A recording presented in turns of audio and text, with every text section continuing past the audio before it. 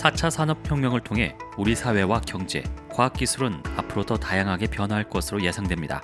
첨단 기술과 산업의 융합은 기존 산업 구조를 혁신할 것이고 O2O, 공유경제, 온디맨드 경제 등 새롭게 출현한 사업 모델은 산업 전반의 고용 구조에까지 영향을 미칠 것입니다. 물류 산업 또한 큰 변화를 겪고 있습니다. 코로나 사태를 거치며 소비 채널은 비대면 방식으로 빠르게 바뀌었으며 물류 서비스의 대상은 기업 중심에서 국민 개개인으로 옮겨갔습니다.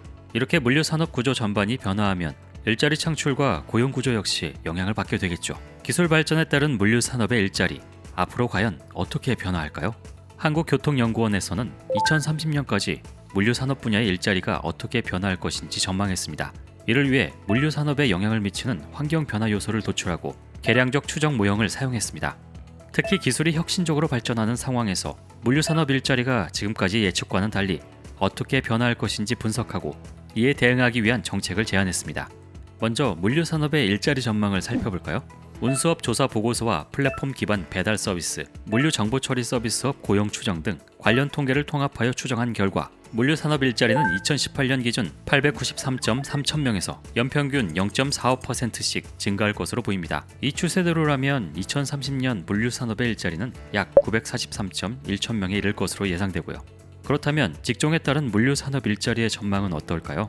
물류 기업을 대상으로 현재 각 직종별 인력 현황과 향후 고용할 인력에 대한 수요를 조사한 결과 2030년 기준 세부 직종별로 각각 다른 전망을 보였습니다. 물류 컨설팅과 장치기계 관련 정비직의 경우 현재에 비해 고용이 감소하는 것으로 조사되었습니다. 반면 운수업, 소화물 배달원, 기타 배달원, 사무 종사자, 하역, 적재, 피킹 관련 단순 종사원의 경우 언급된 순으로 추가 고용 수요가 존재할 것으로 나타났습니다. 조금 전 살펴본 물류 산업의 일자리 전망과 물류 기업이 예상하는 직종별 고용 수요를 비교해 볼까요? 2025년에는 물류 산업의 모든 직종에서 고용 전망이 고용 수요보다 약간 높을 것으로 보입니다. 하지만 2030년이 되면 상황은 달라집니다.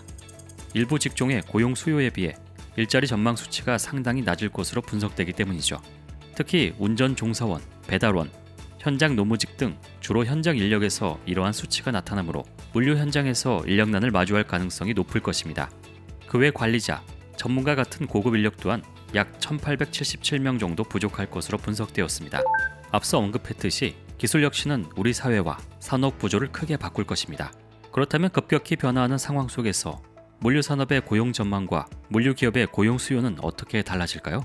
기술 혁신 상황을 전제로 했을 때 미래의 물류 산업은 직종별 인력 구조에 중대한 변화를 맞을 것으로 예측됩니다. 2025년 총 고용 전망치를 살펴볼까요? 통상적인 조건으로 예측했던 고용 전망에 비해 약 94.6천 명이 감소한 약 85.1천 명입니다. 이는 2018년 기준치와 비교해도 41.6천 명이 감소한 수치입니다. 직종별로 살펴보면 조금 다른 양상이 나타납니다. 기술 혁신 상황에서는 관리직, 전문직, 사무직을 중심으로 고용이 소폭 증가할 전망입니다. 반면 운전자, 배달원, 물품 이동 장비 조작원, 하역 적재 피킹 종사자 등 현장직 종사자의 경우 기술 혁신 상황에서 고용이 상대적으로 크게 줄어들 것으로 보입니다. 기술 혁신으로 인해 변화한 고용 전망을 물류 기업의 장래 고용 수요와 다시 비교해 볼까요? 관리직, 전문직, 사무직 등에서는 고용 전망이 고용 수요에 비해 약간 높은 편입니다. 반면 운전원 등 현장직 종사자의 고용 전망은 고용 수요에 비해 현저히 낮을 것으로 보입니다. 이렇듯 기술이 비약적으로 발전하는 상황에서는 물류 산업의 총 고용이 감소하게 됩니다. 이는 물류 산업의 일자리 창출 기능이 약화되는 것을 의미하죠. 그러나 전문 인력의 경우 고용 수요가 상대적으로 높기 때문에 전문 인력 중심의 일자리 창출은 가능할 것입니다. 이러한 변화는 물류 산업의 고용 구조가 상당 부분 개선되는 결과를 낳게 되겠죠.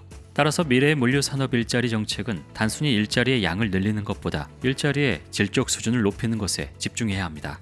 기술 혁신을 통해 새로운 일자리가 창출되면 자연스레 우수 인력이 유입되고 이들이 기술과 물류 산업 전반의 발전을 이끌게 되면 더 많은 양질의 일자리가 생겨나는 선순환을 구축할 수 있기 때문이죠. 한편 기술 혁신은 물류 산업 내 일부 일자리의 대체나 상실을 초래할 수도 있습니다.